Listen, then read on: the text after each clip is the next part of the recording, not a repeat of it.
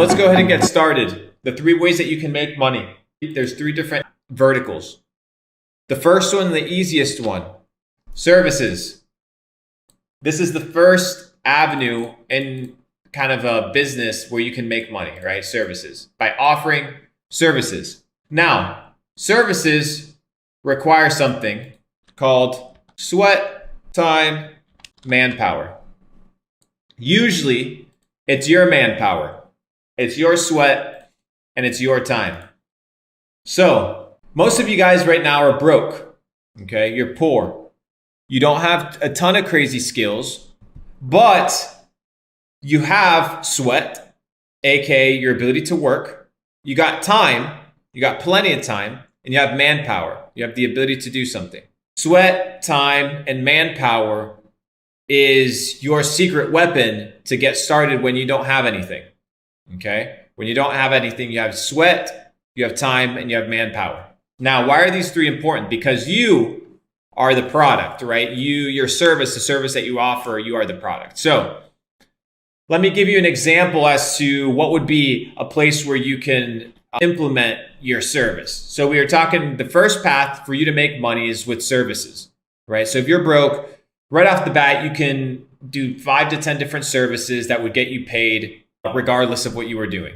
The first one, anything that has to do with landscape or pool repair service or pressure washing streets or garages and things of this nature.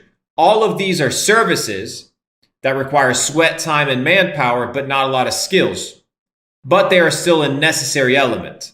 They are still a necessary element. Why is this important? This is important because the first thing that you need is your ability to make money, right? Your goal is to make money as soon as possible. So you need to start by doing businesses and being in niches where your output is in direct correlation with your input and where the risk in return, right? The risk that you're attributing versus the return is very well balanced to whereas you're never going to lose money. Because when you don't have money, a lot of people want to do risky business, right? They want their money to grow really fast. You need to learn and understand the fundamentals of business. When you're running services, you understand customer service, you understand customer experience, you understand customer lifetime value, how to treat an individual in order to continue supplying their needs, right? Because you're providing a continuous service. Therefore, you have to continue to prove yourself on a regular basis. Ideally, you want a service that is on a subscription or a service that has a return customer relationship. You do not want to be doing one-off services like, I don't know, shoe cleaning, something where people won't come back for a really long time, or something with a low user base. I don't know. But you want to be on high intensity, high customer base, returning customer base services. That is the first thing you should be doing.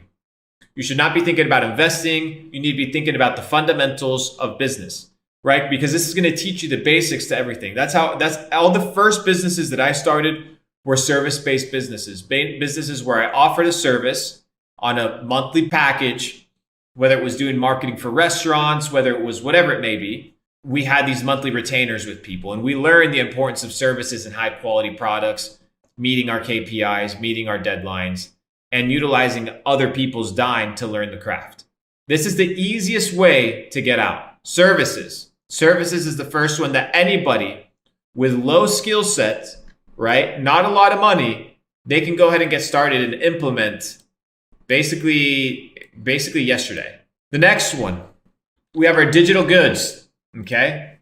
Our digital goods are going to be everything that has to do with our digital lives, right? So it can be your Spotify subscription, it can be a digital good, it can be a course, it can be Netflix, it can be Amazon Prime, like the delivery service. That's good. That explains the example. Okay. So these are your digital goods. Your digital goods are all intangible products that you cannot touch, right? Like you cannot touch a Pirates of the Caribbean movie, but you can watch it. Oh, another one that is a digital good would be like OnlyFans, right? Like that is technically a digital good. I think it's a combination between services and digital goods, but I think it would exist. It couldn't exist without the digital part, which is kind of what makes it what it is. But digital goods are usually what people tend to go to first. What I like about digital goods is that even though startup cost initially is bigger because you have bugs, you have kinks that you have to fix, you have issues, you have errors. Usually the maintenance cost of it is not as high, right? Let's say you run a software and you're teaching people how to scrape products off of Shopify stores, and that is your software. We usually have your development cost, your maintenance cost, your management costs of your team, your server cost, and then usually the rest is pretty much upside, and it has to do with your ability to attract customers. So I never recommend digital goods right off the bat because unless you yourself are doing, somebody said NFTs, right? NFTs are another good one. Let me put it right there. Unless you're the individual that's actually doing the programming, I would not go out and spend money on programming, designing apps, developing apps, doing a lot of this garbage that a lot of people want to do because it's usually difficult. It's usually difficult to have a successful app, to have an app that's fully developed, especially if you have no like app background or coding background. It's very difficult. So digital goods are very good. The returns are extremely high versus the initial startup cost, but they're not going to teach you right off the bat all the essential sectors of a business like services would. So digital goods are extremely important, but digital goods for me are the final frontier if you're trying to build something massive. The second one that we have, and the third one, excuse me, and this is kind of where I started, and I'll explain it to you guys. We have our physical goods. Okay, we have our physical goods, and that's going to be our e-commerce store. That's going to be, our brand that has a clothing line. That's going to be our makeup kits. Those are going to be our LED lights, our cameras, our watch collection, our luxury watches, our cars. These are physical goods. Physical goods is highly competitive. Highly competitive, especially online in the internet nowadays. Physical goods are extremely complicated to manage because you have additional costs. You have rolling cost, ongoing cost of inventory. You have ongoing cost of supply chain management. And depending on the type of e-commerce that you run or physical good kind of sale that you run, usually it requires building a brand, right? So you can build a brand in different avenues.